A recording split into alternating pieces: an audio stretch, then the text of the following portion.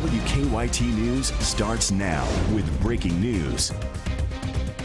Afternoon, the news continues on WKYT. We're about to hit 12:30. Firefighters continue to battle a large house fire. They were called to a house on Browns Mill Road near the Scott-Fayette County line about 10:30 this morning. It's still burning. Our officer Don Evans flew over the scene about an hour ago. As you can see, there is not much left of that large home.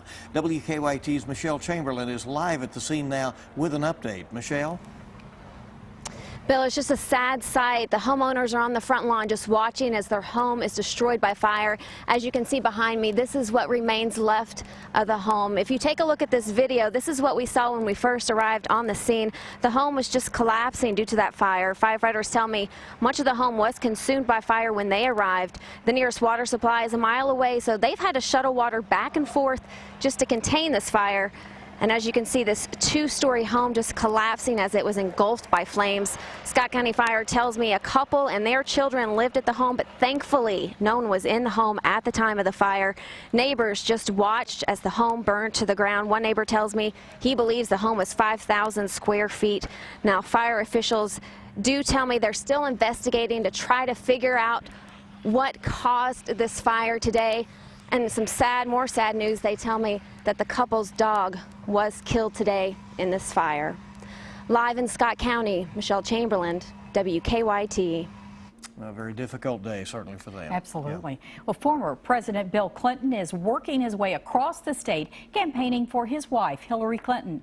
Here we go to a live picture from the University of Kentucky campus, where President Clinton is expected to arrive any minute now. Earlier today, he visited Morehead State University. WKYT's Mark Barber is live with more on the visit to Morehead, and that's our top story here at 12:30. Mark? Good afternoon, Bill. Bill Clinton took the stage here at Morehead State University to a crowd of people who support his wife and a handful of others who are still on the fence. The former president tried to win over those undecided voters by detailing Hillary Clinton's plans to create jobs here. He says that his wife does have a number of plans to accelerate the growth of manufacturing jobs in the area, and she would also help small businesses get started. Clinton says people who have lost work in the coal and steel industries could find new work with infrastructure projects like installing solar panels and replacing rusted water pipes. Clinton also targeted Governor Matt Bevin's statement that education is a privilege, not a right. He went on to criticize the governor for cutting funding to colleges and universities. The former president says he knows the importance of job creation in this region, and he thinks if Hillary Clinton is elected, she would find creative ways to employ those who are out of work. Just think what would happen if we took up all those bad pipes and put down new ones. You couldn't export those jobs, and we gave every kid in this country a healthy future.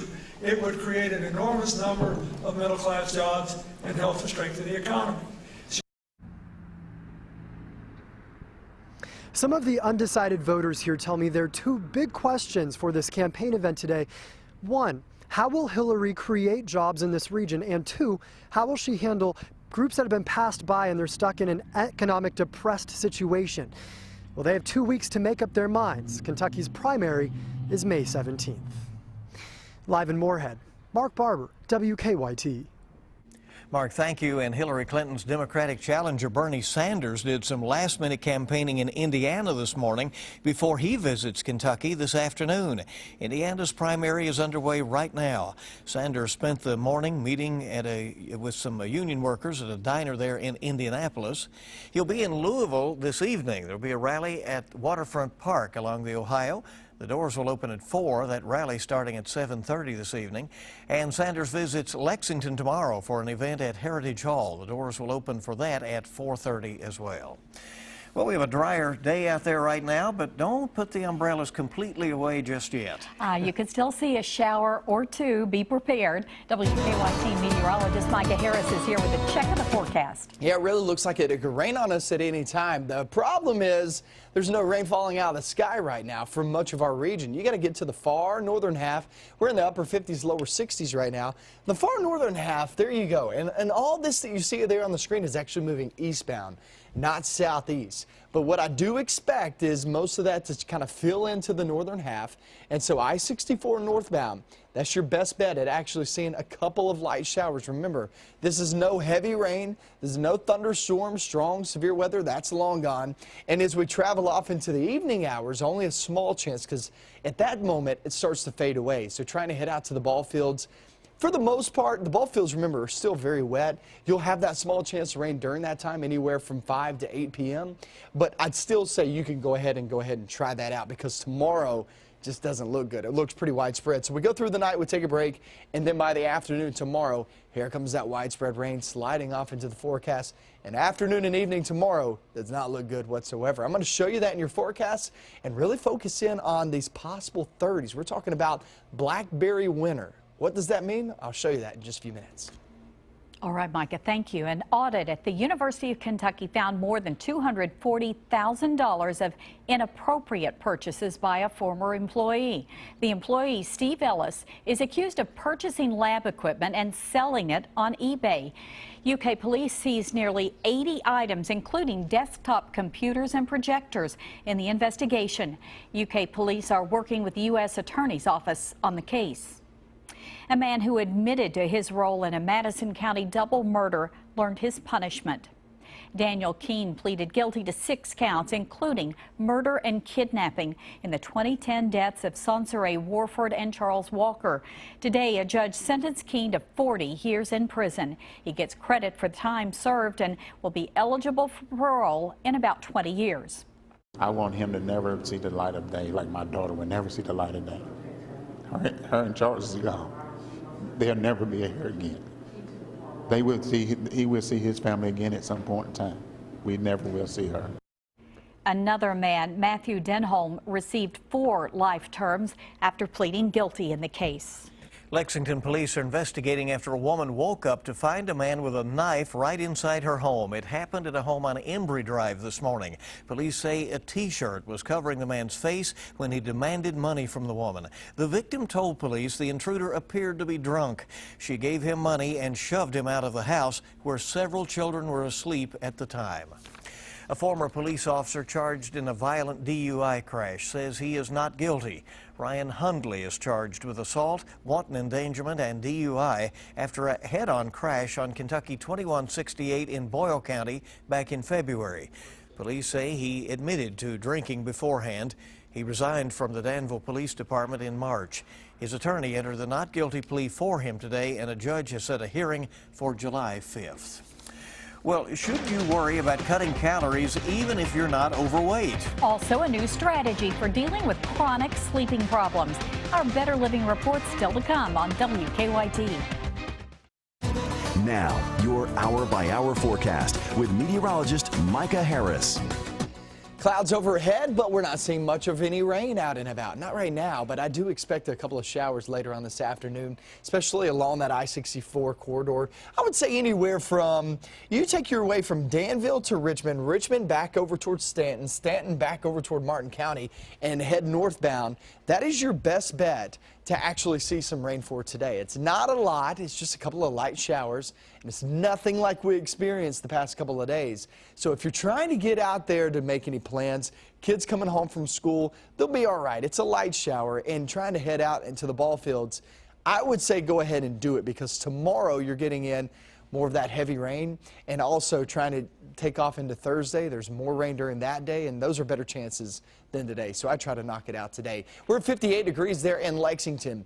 It's cool outside. Upper 50s, lower 60s. We'll finish off low to mid 60s when it's all said and done. And I talked about blackberry winter, okay? So what is blackberry winter? Well, typically there's a cold spell that comes during early May, and it's typically when blackberries are in bloom. Remember, this is after your dogwood winter, okay? So dogwood winter is typically late April, and now you're talking about early May for the blackberry winter. This is that cold shot that we're going to be seeing the next couple of days, and that could drop us down into the 30s the next couple of days for overnight lows. Now, that's not widespread. I don't expect that to be widespread.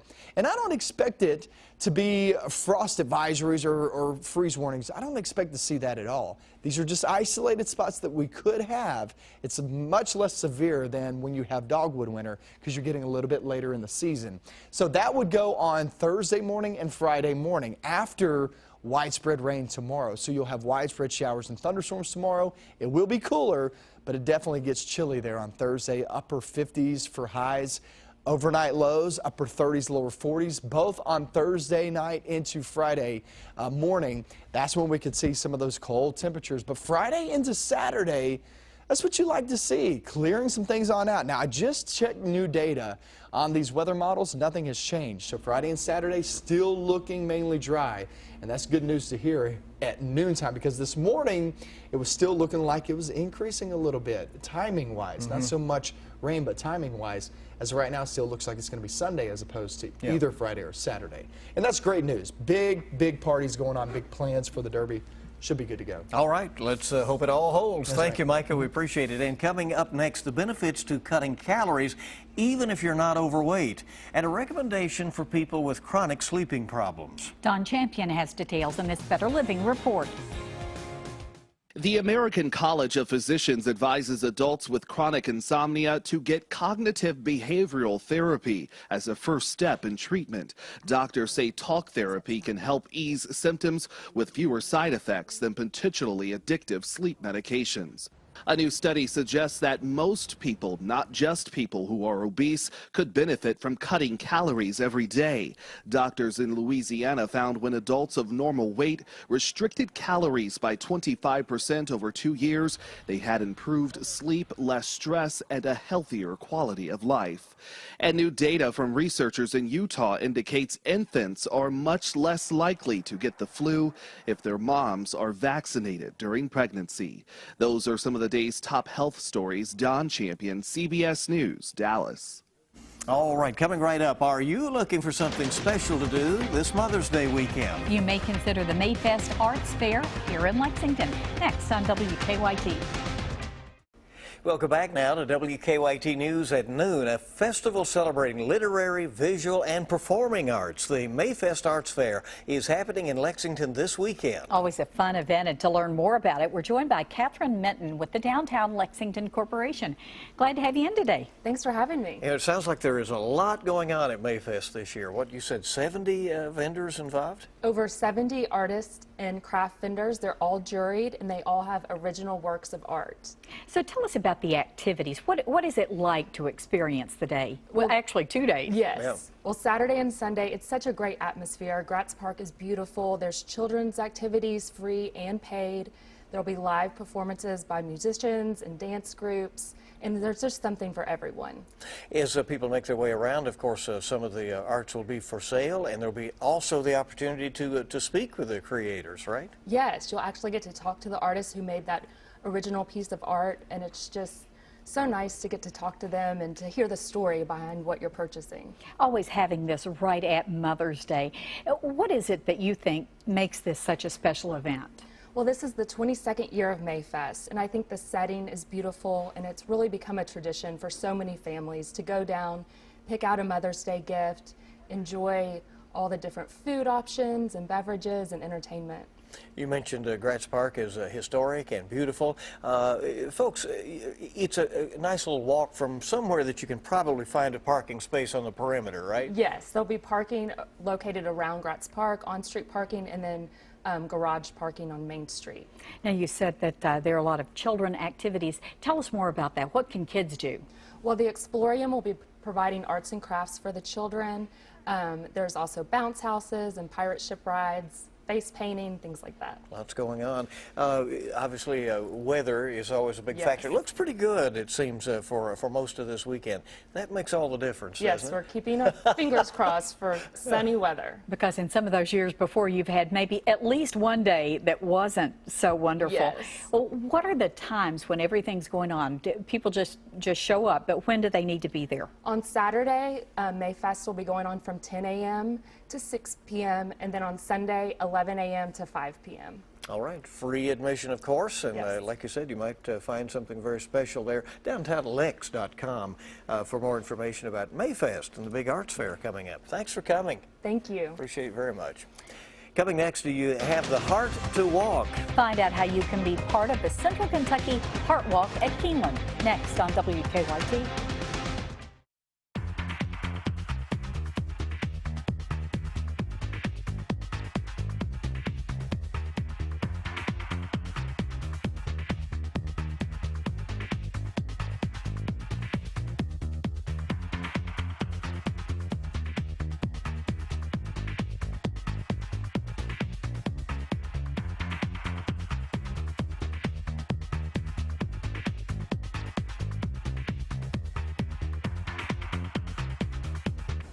Welcome back in. Great to have you with us on WKYT, and you can have a healthy heart, by lacing up your sneakers and walking. The Central Kentucky Heart Walk is happening at Keeneland next Saturday. To learn more about the walk and heart health, we're joined by Paula Heron with the UK Gill Heart Institute and Penny Brooks with the American Heart Association. Thank you very much for coming in. Thank you. Appreciate it very much, Paul. I know you're a big supporter of this. You believe devoutly in exercise. I mean, given what you do, right? I do. But you want to encourage others to step it up. Yeah, the Heart Health is brought to you by UK Healthcare and the Gill Heart Institute. All of us at the Gill encourage folks to come out. You can join one of our teams and get a really cool t-shirt, or you can form your own team. But, you know, doing something as simple as walking can really go a long way for your cardiovascular health. What has it done for you personally? Well, it just makes you feel better. You know, your stress is less. You never finish a workout or a walk feeling worse than when you started. If you had a busy day, a really stressful day, you know, in terms of your heart, it lowers your blood pressure, helps with your cholesterol, reduces your resting heart rate. So doing just a little bit can really give you huge benefits. I mean, you know, you're an elite athlete, obviously, but somebody out there who just may be looking forward to taking that first step and adopting a more fit lifestyle, what would you recommend? I would recommend starting small. You know, the Heart Walk is something fun. It's something you can do with friends. It's something that's non-intimidating and raises a lot of funds for cardiovascular research. So that's really important too. But I would say just do whatever you can. You don't have to set out a major schedule or a rigorous exercise routine. Start small and do something that you are able to stick to and that you enjoy. Penny, it's always a big event for the American Heart Association. What can people expect? Well, it's next Saturday the 14th at Keeneland. We're expecting between 35 and 4,000 people to be there. Registration starts at 8 o'clock. The walk will begin at 9. There are tons of sponsor and vendor tents with all kinds of giveaways. So we would love for you to bring your families, bring your kids, your strollers, bring your pets, and come join us that day. Again, you provide information to folks on the website there at the American Heart Association, and they can find out things such as...